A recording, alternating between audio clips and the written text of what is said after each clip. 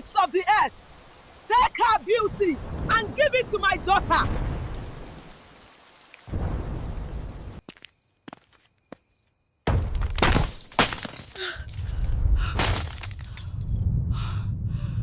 Mama, your legs.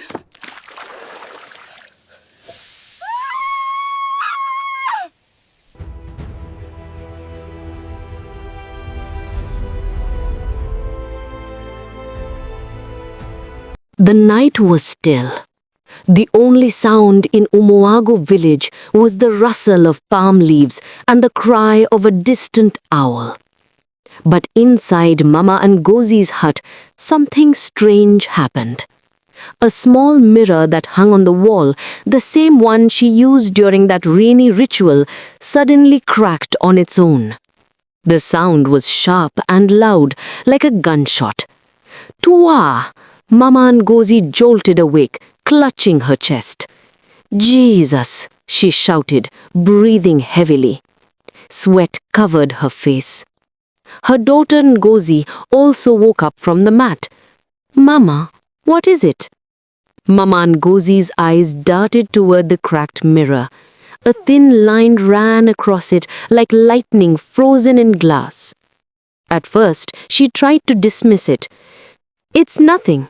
Maybe the wind hit it, she said quickly, even though the window was closed and no wind was blowing. But her heart was not at peace. That night, she could not sleep again. She kept staring at the mirror, feeling like something terrible had just begun. The next morning, Mama Ngozi's legs swelled so badly she could no longer stand. She lay on the mat sweating and shivering, her eyes wide with terror. Mama, she cried, kneeling beside her, should I call the herbalist? No, Mama Ngozi shouted suddenly, her voice shaking. Her eyes darted around the room like someone afraid of being watched. Ngozi was confused and frightened. Mama, talk to me. What's happening to you? Mama Ngozi's lips trembled. It's her. It's Nkem. Ngozi froze. What do you mean? Mama Ngozi's breathing quickened. That night, the night of the rain, I called her name. I told the spirits to take her beauty and give it to you. But now, her voice cracked. Now they've come for me. Ngozi staggered backward, covering her mouth. Mama, no! Tell me you're lying!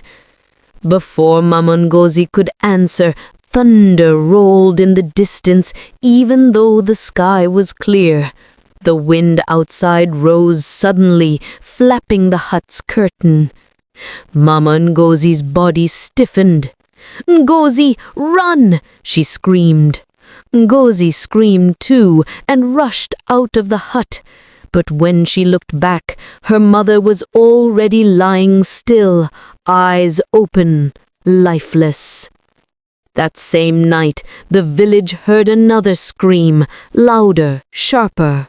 And when they rushed to Mama Ngozi's hut, they found the cracked mirror shattered completely, and the floor littered with ashes that looked like footprints burned into the mud.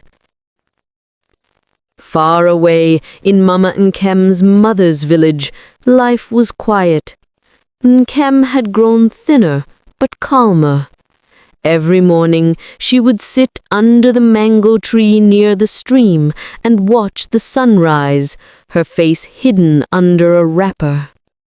Her only joy came from Chike, the farmer who had helped her that day at the stream. He visited often now, bringing roasted corn, small gifts, and kind words. He never stared too long at her face, but when he did, his eyes carried pity mixed with respect. One morning, he arrived with a wide smile.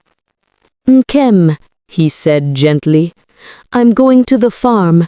Will you help me carry the basket of maize later? Nkem hesitated. Chike, people will talk. They'll say you're walking with a spirit. Chike laughed softly. Let them talk. I know who you are. Mama Nkem, who sat nearby grinding pepper, smiled weakly. My daughter, that boy's heart is pure. From that day, Nkem began to help Chike at the farm, quietly, shyly, always keeping her face half covered. At first, villagers mocked them. Chike is mad, he's in love with a ghost. But the more they mocked, the stronger Chike's kindness became. He would say, love is not what the eyes see, it's what the heart feels. Weeks passed. One evening while they were working on the farm, Chike accidentally cut his hand with a hoe. Ah! He shouted in pain. Blood flowed from his palm. Nkem panicked and tore a piece of her wrapper to tie around his wound. Hold still, she said. As her fingers touched his skin, a strange warmth filled the air. The birds stopped chirping, the wind grew still. Chike looked up at her, and for the first time she forgot to hide her face. Their eyes met, and at that moment something invisible broke. A soft light surrounded Nkem's face. The dry skin began to fade, color returning to her cheeks. Her hair shimmered softly in the evening sun. Chike stepped back, shocked. Nkem, your face, it's changing. She touched her skin, trembling. What? Mama Nkem, who had come to bring food, dropped the bowl in surprise. My child, Jesus, you're shining again. Tears filled Nkem's eyes. She looked at Chike and whispered, You are the one. You are the true love the seer spoke about. Chike smiled faintly, still staring in awe. Maybe love truly heals.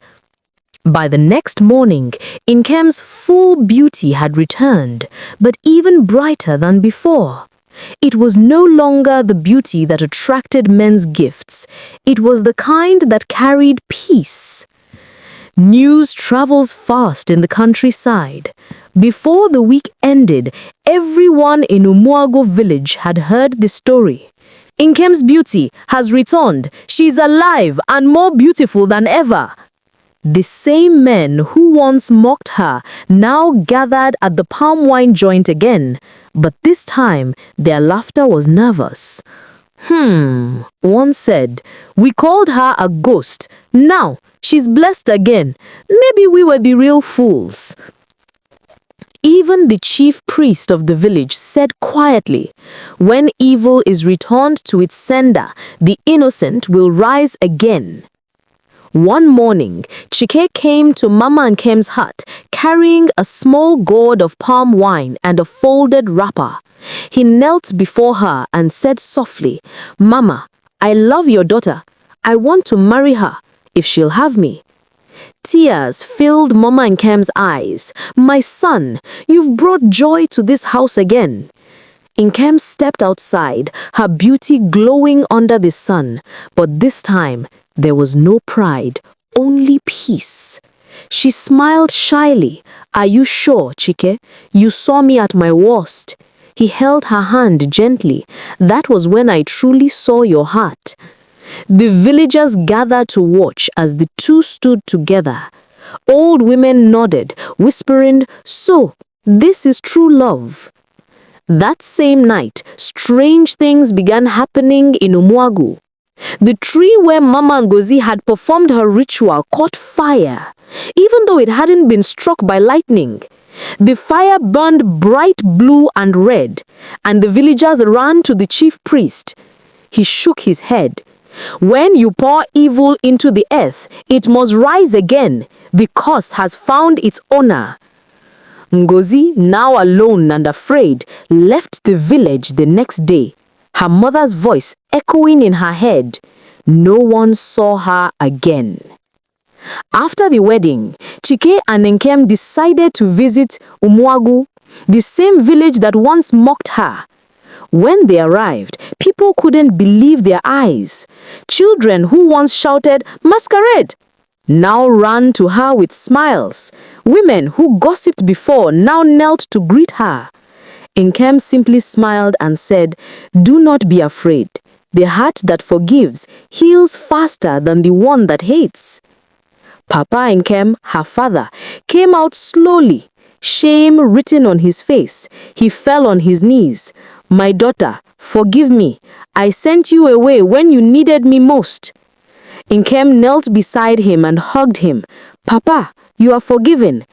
Mama Nkem cried quietly behind them. For the first time, their family was whole again. Months later, Nkem and Chike's marriage became the talk of many villages, not because of beauty, but because of peace. They built a small farm, helped widows, and sponsored children to school. One day, a traveler passing through Umuagu saw a broken mirror half buried near the old iroko tree. He picked it up, and it shattered in his hand, turning to dust. That was the final trace of Mama Ngozi's wickedness, gone forever.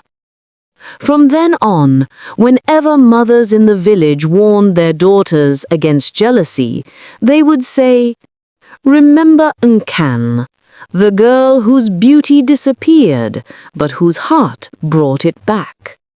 And every time Nkem heard the story, she smiled quietly, holding Chike's hand. A golden sunset spread across the sky. As Nkem walked through her farm with Chike, the wind blew gently through the palm trees. She looked at him and said, "You know, sometimes God allows us to lose what we thought made us special, just to show us who truly loves us." Chike smiled, wiping sweat from his brow. And sometimes beauty comes back, not on the face, but in the heart. They laughed softly as the camera panned upward toward the glowing sky, the sound of drums and singing women echoing in the distance. Thank you, my amazing viewers, for watching this story to the end. Your love, your comments, and your constant support keep Zita's stories alive every single day. If this story touched your heart, please don't forget to like, comment, and share it with someone who loves African stories that teach real-life lessons. And if you haven't yet, please subscribe and turn on your notification bell so you won't miss the next powerful episode. Remember, new stories drop every Monday, Wednesday, and Saturday at 7 p.m. Nigerian time. Each one is more emotional, more inspiring, and full of lessons that speak to the soul. Thank you again for being part of the Zita Stories family. I love you all, and I can't wait to share the next story with you.